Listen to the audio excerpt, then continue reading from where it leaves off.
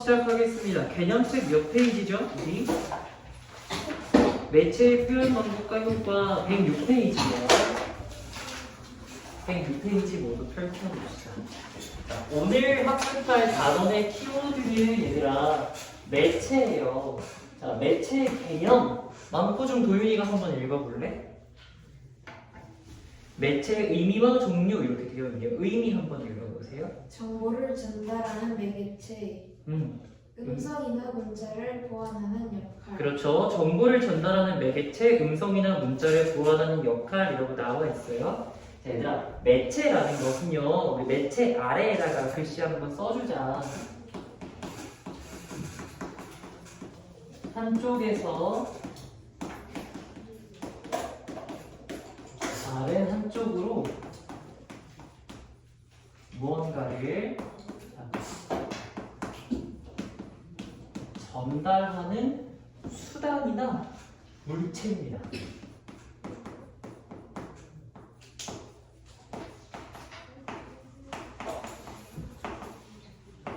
그러면 우리 교재 개념에서 매체가 전달하는 건 뭘까요?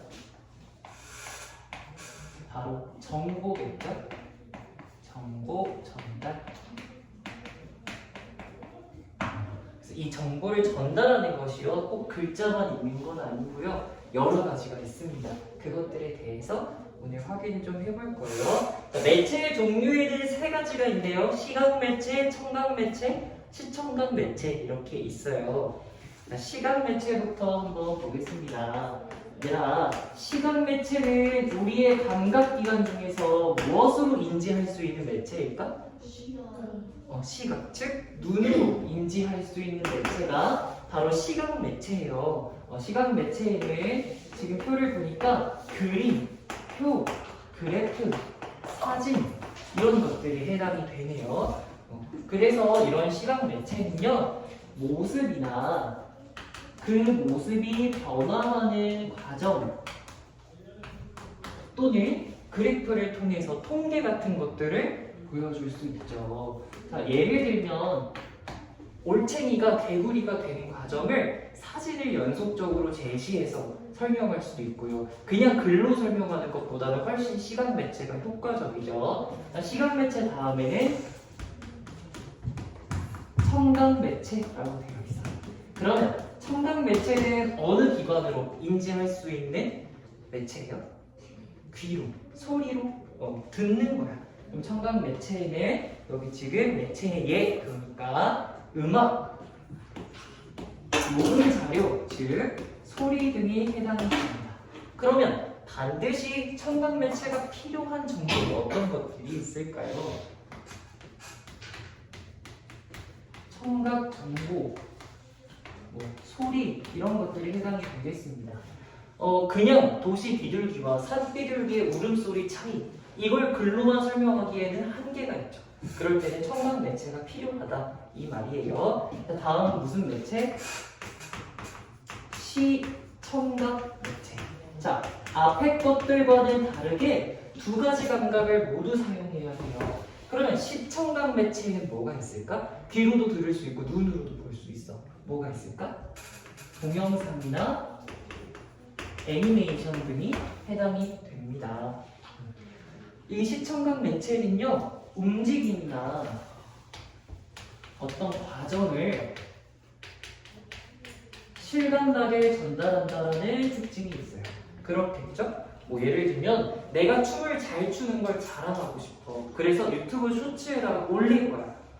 근데 유튜브 쇼츠가 아니라 내가 춤 잘 추는 걸 과시하려고 사진을 올리면 잘 추는지 모르지. 그렇지. 내가 노래를 잘하는 거, 내가 달리기가 빠른 거 이런 거 다 동영상으로만 보여줄 수 있잖아요. 그래서 적절한 매체 활용이 중요하다라는 말씀을 드립니다. 자, 두 번째 매체 활용의 유의점입니다. 말하고자 하는 내용에 맞는 매체를 선정해야 한다. 말하고자 하는 내용과 관련하여 적정 분량의 매체를 제시해야 한다. 또 너무 매체가 많으면 집중이 깨질 수 있습니다. 세 번째, 얘들아 세 번째는 좀 중요하거든. 별표 쳐볼까? 활용한 매체의 출처를 반드시 밝혀 저작권을 보호해야 한다. 그렇죠. 내가 사용한 매체의 저작권을 밝히지 않으면 보호받지 못한 자료가 되니까 반드시 저작권, 즉 출처를 밝히는 것이 중요하다라는 이야기에다가 별표 쳐서 강조해 주세요. 네 번째, 자신의 의견이나 연구 결과물을 활용할 때에는 과장하거나 왜곡하지 않아야 한다. 그렇습니다. 세 번째, 매체 활용의 효과예요. 독자나 청중의 흥미를 유발하고 주의를 집중시키라. 그냥 글을 읽고 글을 읽어주는 것보다 볼거리, 들을거리가 있는 게 훨씬 더 집중하기 좋겠죠? 내용에 대해 이해하고 오래 기억하는 데 도움을 주고요. 복잡한 내용을 일목요연하게 제시할 수 있다. 일목요연하다라는 말은 한눈에 그 구성을 알만하다 이런 뜻이에요. 자, 넘겨서 옆에 페이지 매체 활용의 의도와 효과 평가하기 있습니다. 자, 1번 매체 내용의 적절성 평가하기. 유민이가 한번 읽어주겠어요? 네, 다요. 네, 다 읽어주세요. 매체의 내용이 교수님의 주장이나 설명 내용을 뒷받침하고 있는가? 매체를 통해 보충 보완하고자 하는 바가 무엇인가? 객관적이고 정확한 정보를 담고 있는가? 독자의 수준에 맞는 내용을 담고 있는가? 신뢰성 있는 출처의 정보를 사용하야 하는가? 네, 이런 것들 모두 매체 내용의 적절성이 되겠습니다. 예시로 서울 제비꽃을 설명하는 유아용 식물 도감이에요. 당연히 뭐가 제시되어야 해? 식물 도감에서 사진이 제시되어야 되죠. 서울 제비꽃은 이렇게 생겼다 말로 묘사하는 게 아니라 반드시 모습을 보여주는 사진이나 그림이 필요해요. 근데 서울 제비꽃의 분류나 학명 등은 유아가 읽기에는 너무 어려워. 그렇지. 그런 것도 부적절하다 이 말이었습니다. 자, 두 번째 매체 표현의 적절성 평가하기입니다. 유건이가 읽어주세요.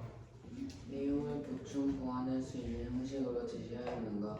글의 흐름에 맞게 필요한 위치에 제시하였는가?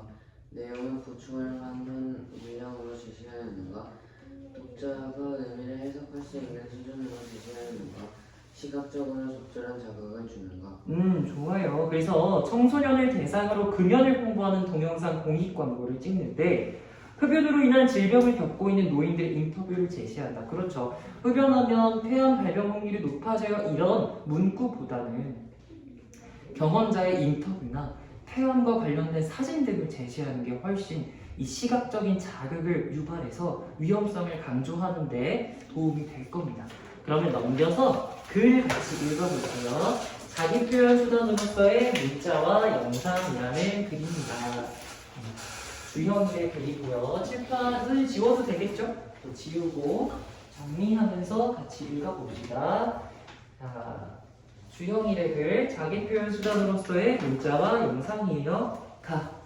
인터넷을 기반으로 한 디지털 미디어에서 가장 많이 쓰이는 커뮤니케이션 수단은 문자입니다.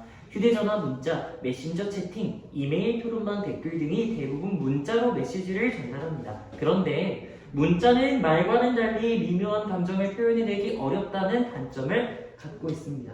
일상적인 대화에서 우리는 말의 속도나 크기, 억양, 얼굴 표정 등을 통해 다양한 감정을 담아 메시지를 전달합니다. 똑같은 말을 하더라도 어떤 식으로 표현하느냐에 따라 긍정적인 의미를 담을 수도 있고 또 부정적인 의미를 전달할 수도 있습니다.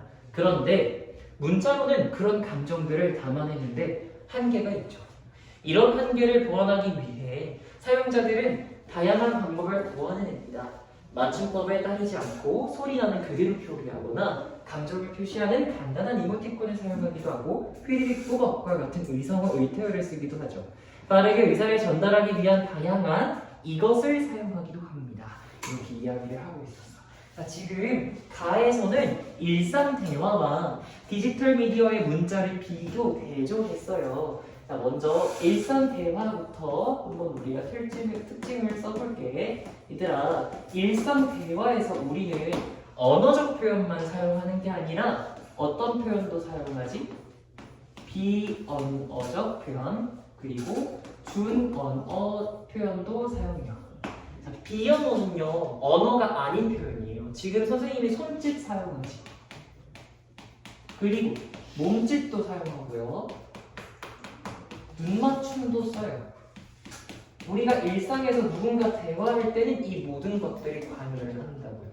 친구랑 이야기를 할 때, 혹은 발표할 때 차렷하고 딱딱하게 굳어서 발표하는 게 아니라 자연스럽게 손으로 무언가를 가리키거나 묘사하거나 눈을 맞추면서 대화하잖아. 그리고 두 번째, 어라고 적었네. 준 언어에 어떤 것들이 있냐면 언어의 준 하나라는 말이야. 억양이나 어조 혹은 목소리의 크기, 성량 이런 것들이 있어요. 자, 예를 들어서 밥 안 먹어. 이거 밥 안 먹는다는 뜻이야? 안 먹어? 라고 물어보는 거야. 안 먹는다는 뜻이지. 우리가 말을 할 때는요, 상대방과 대화를 할 때는요, 이렇게 억양이나 어조가 중요해요. 근데 그냥 물어보는 것도 너 밥 안 먹어? 이거는 질문일까 화내는 걸까? 화내는 거에 가깝죠. 왜 밥을 안 먹느냐고 질책하는 거예요. 근데 그런 것이 디지털 미디어 문자에서는 표현하기가 힘들다고요. 그냥 왜 밥을 먹지 않느냐고 나무랄 때 밥 안 먹어? 하고 물음표 붙이면 그게 질문인지 화내는 건지 모르잖아. 그래서 그것을 대체하기 위해서 디지털 미디어 문자에서는 어떤 방식을 사용하는지 가에서 제시를 해줬거든. 자, 첫 번째는 의성어를 사용하고요. 그리고 두 번째는 의태어를 사용하고요. 얘들아, 의성어는 소리를 나타내는 말이거든. 참새 어떻게 울지? 짹짹 이렇게 운다라고 하지.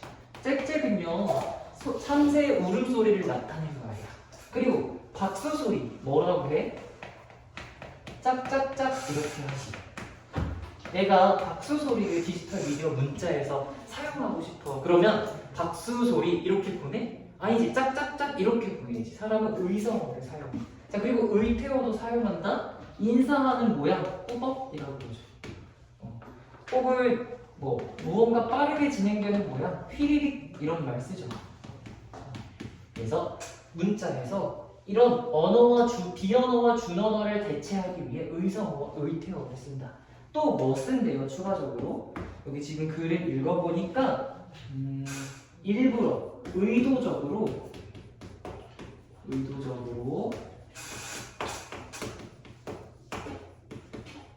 맞춤법을 어기기도 한대요. 예를 들어서 친구가 우리 내일 마라탕 먹을래? 이렇게 카톡으로 물어본 거야. 근데 나는 좋아. 그래서 먹자고 대답할 거야. 이렇게 보내면 뭔가 어색해지죠. 싸울 것 같잖아. 차가워 보이잖아. 그러면 그 의도를 드러내기 위해서 가장 많이 뭐라고 사용해? 이렇게 보내거나 한 번 더 응을 붙여주거나 뭘 붙이기도 해요? 이모티콘. 일반 대화에서 나누는 그 미묘한 기류를 다른 것으로 대체해서 보내기도 한다고요. 혹은 이모티콘이 아니더라도 특수 기호로 얼굴 표정을 만들어서 보내요. 이렇게 웃음 표시를 한다던가 이런 표시를 쓰기도 하죠. 문자에서 최대한 많은 정보를 전달하기 위해서 사용자들이 보완하는 방법이다, 이런 이야기를 하고 있습니다. 그러면 디지털 미디어에서 무엇의 특성일까요? 네모칸 뭐라고 채우면 좋을까? 문자의 특성이라고 채우면 되겠습니다. 자, 나 읽어볼게요. 요즘에는 음식에 대한 존중을 표현하기 위해 먹기 전에 사진으로 찍어 남긴다는 농담이 있을 정도로 식당에서 음식이 나오면 사진부터 찍는 사람들이 많죠. 지구를 멸망시킬 커다란 행성이 지구를 향해 돌진하는 마지막 순간에도 사람들이 하는 일은 스마트폰으로 행성 사진을 찍는 일일 것이라는 우스갯소리도 있습니다. 이것은 그만큼 사진이 중요한 커뮤니케이션 수단이 됐다는 반증입니다. 사진을 촬영하고 인터넷을 통해 공유하는 일이 쉬워지면서 사진도 자신을 표현하는 중요한 수단이 됐죠. 사진은 문자로는 표현하기 힘든 감정이나 상황을 한눈에 알아볼 만큼 아주 간단히 표현할 수 있습니다. 또한 사용자의 시각적 경험을 즉각적으로 공유할 수 있도록 해줍니다. 내가 지금 보고 있는 것, 먹고 있는 것 등을 바로바로 사진을 통해 전달하고 공유하는 것이죠. 이렇게 남들에게 보여주고 싶은 자신의 이미지를 만들어내는데 사진이 유용하게 활용되는 이유는 우리가 원하는 대로 사진을 수정하고 정리해서 전달할 수 있기 때문입니다. 자, 여러분들 인스타그램 모두 하나요? 인스타그램이나 카카오톡이나 우리가 최근 사진, 나의 사진 혹은 인상 깊었던 장면 같은 것들을 쉽게 공유하죠. 그쵸? 사진의 장점에 대해서, 사진의 특징에 대해서 나열한 문단이었어요. 자, 사진의 특징에는 뭐가 있대요, 지금? 시각적인 표현이 쉽대요. 그렇죠? 내가 표현하고 싶은 바를 바로 표현할 수 있어. 사진을 찍더라도 예를 들어서 음식 사진을 찍는 거야.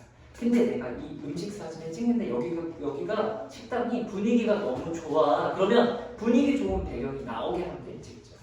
근데 그게 아니라 음식이 너무 먹음직스러워. 그러면 음식을 확대해서 찍기도 할 겁니다. 시각적인 표현이 쉬운 편에 속해요. 그리고 그렇게 찍은 사진 검열할 필요 있나요? 바로 즉각 공유할 수 있어요. 그렇죠.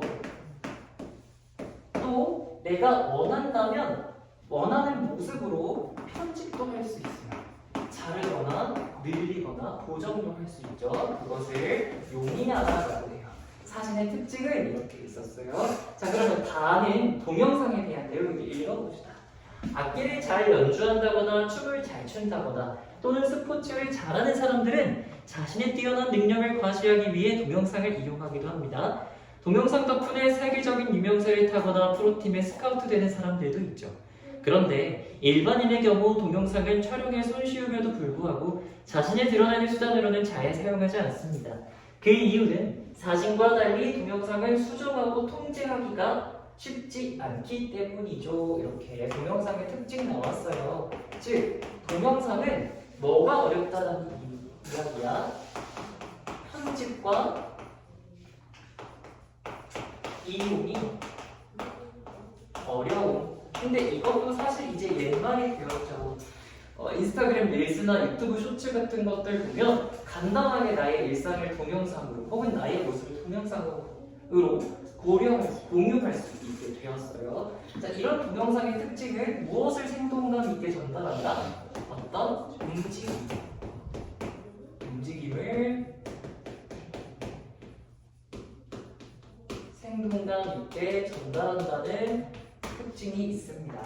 자, 그래서 동영상은 주로 남의 모습을 촬영해 전달하는 수단으로 활용됩니다. 길거리나 버스, 지하철 등 공공장소에서 우리 눈에 띄는 특이하거나 불쾌한 행동을 하는 사람들의 모습을 촬영해 인터넷에 올리는 일이 종종 있죠. 이것은 타인의 초상권을 침해하고 나아가 명예훼손의 여지도 있다는 점에서 사회적 문제를 일으키는 행동입니다. 우리 지하철이나 버스에서 불쾌하거나 문제적인 행동을 일으키는 사람들을 흔히 빌런이라고 부르잖아요. 근데 그런 사람들의 모습 유튜브 틀면 많이 공유되어 나와 있죠. 근데 그거 허락받고 찍었을까? 아니지. 당신 행동 내가 지금 찍어서 유튜브에 올려도 되겠어요? 이런 거 허락 안 구했을 거야. 그러면 어떤 문제가 된다? 초상권 침해와 명예훼손이 된다. 얘들아, 6번 문제 봐봐. 그것과 같은 문제를 해결하기 위해서 동영상을 활용할 때의 유의점을 조건에 맞게 서술을 해요. 조건은 한 문장으로 쓰래. 자, 명예훼손과 초상권 침해가 되지 않으려면 동영상 활용을 어떻게 해야 될까? 얼굴을 가려주고 또 당사자한테 허락을 받아야 되지. 그 내용을 지금 적어볼까요? 6번에다가 적어봅시다. 동영상의 제작이나 공유에 대해 당사자의 허락을 구한다. 얼굴을 가려주고 허락을 구한다. 이런 내용, 그런 요지의 내용을 적으면 모두 정답입니다.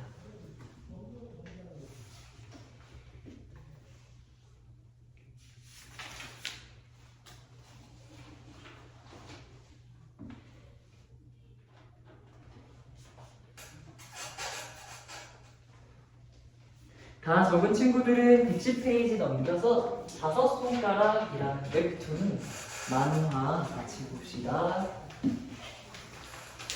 선생님 이거 지워도 되죠? 이제 칠판. 자, 이거 보니까 지금 만화예요. 여러분들 좋아하는 만화네요. 만화인데 제목이 뭐야? 5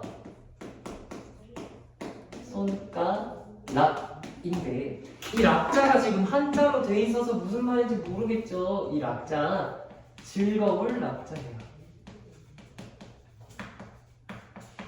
소리와는 같은 다른 뜻을 가진 단어를 사용해서 이중적인 표현을 만들어냈습니다. 자, 웹툰 한번 볼게요. 가 한번 봐봐. 휴, 오늘도 바쁜 하루였어. 누구예요? 엄지입니다. 역시 스마트폰을 할 때는 내가 필요한 존재야. 좋아요를 누르는 건 내 몫이니까. 그러자 중지와 검지가 스마트폰을 잠금 해제할 때나 사진 찍을 때 모두 나를 사용하는 걸? 사진을 찍기만 하면 뭐해? 넌 내가 없으면 사진을 확대해서 볼 수도 없잖아. 내가 더 중요해. 이렇게 싸우기 시작합니다.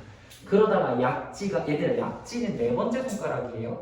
아셨죠? 새끼손가락을 약지라고 하지 않아요. 다들 무슨 소리 하는 거야? 내가 스마트폰을 받쳐주지 않으면 사용할 수도 없을걸?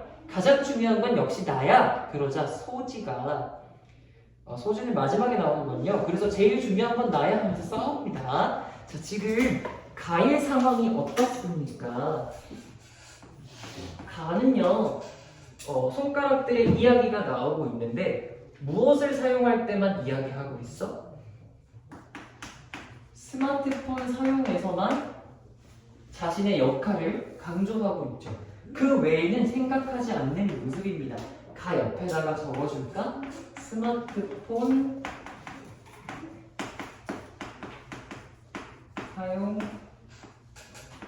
사용에서의 손가락. 그러면 나에서는 어떤 내용 나오는지 봅시다. 자, 소지가, 얘들아, 소지가 어디입니까? 새끼손가락을 소지라고요. 이제 그만 써. 스마트폰이 전부는 아니잖아. 스마트폰을 내려놓으면 더 즐겁게 보낼 수 있어. 이야기합니다. 엄지는 친구들과 여기여기 있다가 할 때, 검지는 친구 간지럽게 할 때, 중지는 친구 빵빵 때리게 할 때, 약지는 친구를 툭 찌르고 어떤 소원하고 장난칠 때, 그럴 때 쓸 수 있고요. 잘 봐. 더욱 재미있는 일들을 많이 할 수 있잖아. 친구들이랑도 더욱 친해지고 말이야 라고 이야기를 하면서 그동안 스마트폰 세상에 갇혀 중요한 걸 잊고 있었다라는 이야기를 전달합니다. 그러면 나부터 그 밖의 것까지는 스마트폰이 아닌 그 외의 손가락 사용을 이야기하고 있어요. 그쵸? 결국 하려는 말이 뭐야? 스마트폰 중독에서 벗어나자. 이런 이야기를 하고 싶은 거야. 근데 그런 주제를 전달하는 형식이 지금 뭡니까? 웹툰이죠. 자, 그냥 문구 한 줄로 스마트폰 사용을 줄입시다 이렇게 적으면 와닿는 바가 없을 거야. 그치? 근데 웹툰의 특성을 빌려서 그런 주제를 전달한 거거든. 웹툰의 특성은 첫째, 시각 매체라는 것. 둘째는 주제를 친숙하게 전달할 수 있다는 것이 바로 그 특징이 되겠어요. 그러면 우리 6번 문제 풀어볼까? 일반적인 글과 비교할 때 이와 같은 웹툰의 표현 효과가 무엇인지 조건에 맞게 서술하지요. 자, 표현상의 특징과 효과를 언급하고요. 한 문장으로 쓰고요. 선생님이 틀을 알려줄게. 무엇을 어떻게 표현하여 어떻게 할 수 있게 한다. 자, 무엇을 전달하고자 하는 말을 전달하고자 하는 말을 어떻게 전달한다 그랬지? 지금 특징의 웹툰은 친숙하게 전달한다 그랬지. 전달하고자 하는 말을 친숙하게 표현하여 쉽게 이해할 수 있게 한다. 이렇게 적으면 되겠죠? 지금 선생님이 서술형 같이 푸는 이유는 여러분들 서술형 적는 걸 어려워해서 서술형에 익숙해지도록 틀을 먼저 제시를 계속 하고 있어요. 그래서 주제를 전달하고자 하는 바를 이 친숙하게 표현한다라는 내용이 들어가면 모두 정답입니다. 서술형을 적을 때에는 머릿속으로 떠오르는 정답을 내가 예쁘게 다듬는다고 생각을 하세요. 생각나는 단어가 있다면 그 단어들을 먼저 적고 그걸 문장으로 만드는 연습을 합시다. 처음부터 완벽한 문장을 꺼낼 수는 없고요. 여러 번 문장을 발화해보면서 말해보면서 가장 매끄러운 문장을 정답으로 쓰면 돼요. 자, 그럼 다 쓴 친구들을 넘겨서 온열질환 카드리스 이거 같이 봅시다.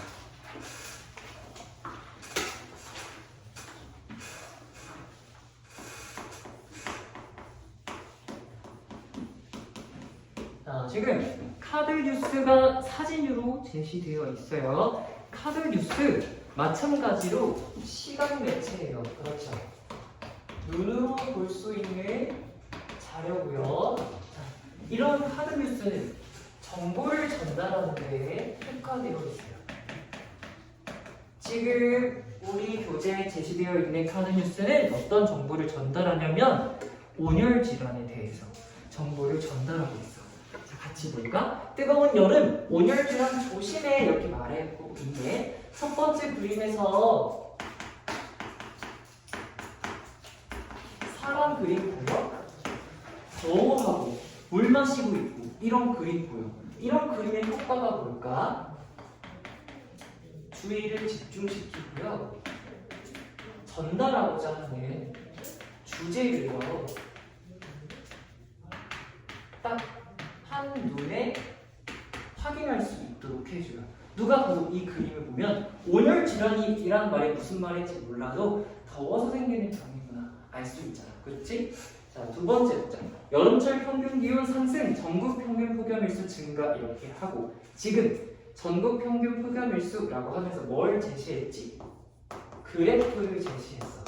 그래프는 시각 매체예요. 근데 그래프는 어떤 효과가 있냐면 폭염일수가 증가했다는 이 증가 정도, 그걸 우리 추이라고 해요. 증가 추이를 한눈에 어느 정도 증가했는지 알 수 있게 해줘요. 정확한 수치를 제시하는 것보다 이렇게 가파르게 상승했어요를 보여주는 게 훨씬 시각적으로 자극이 크죠.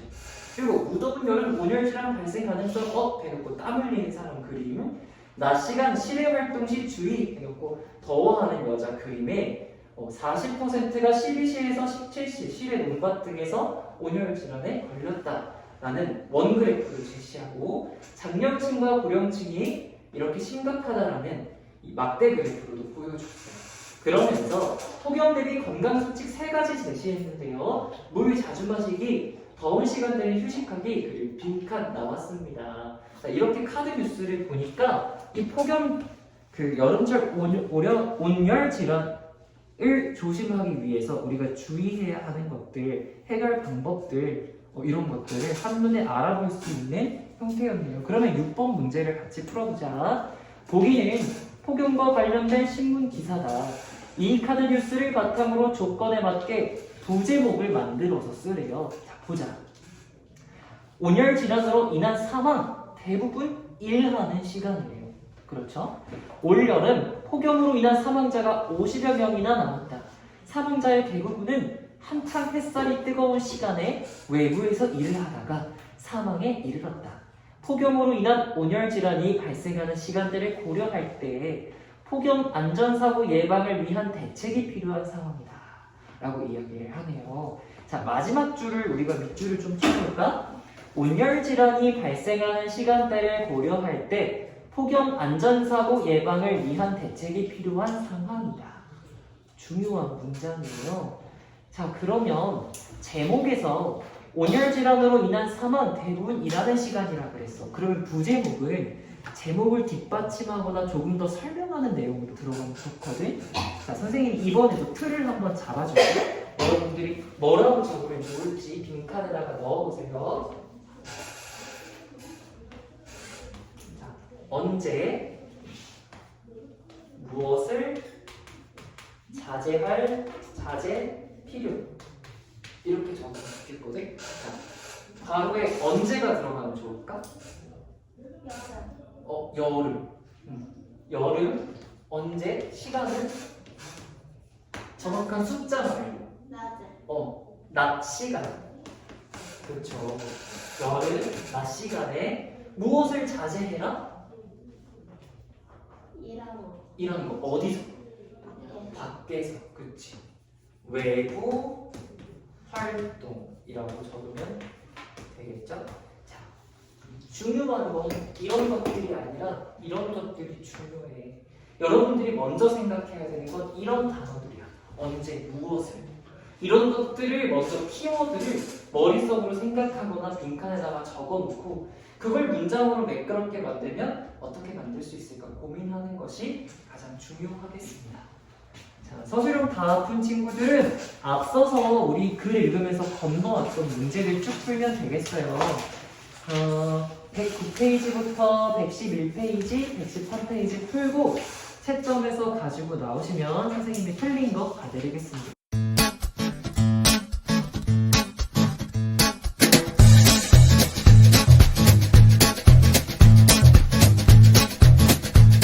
학원으로 전화 주세요.